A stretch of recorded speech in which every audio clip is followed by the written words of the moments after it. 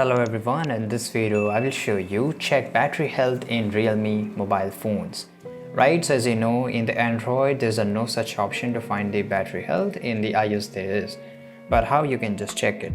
So it's really easy. You have to download application. Just go to Play Store here and you have to search for Ampere, and here you will get this up. Click on install and it will give you all this info about your battery health. Right, so in just few seconds it will get downloaded, and automatically once it get installed in your RealMe phone or any other Android phone, you have to just open it up. And as you can see here, all this information about my battery is available.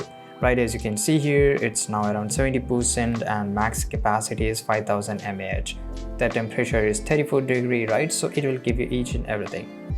I hope you found this video very useful. If you did, make sure to like this video, subscribe.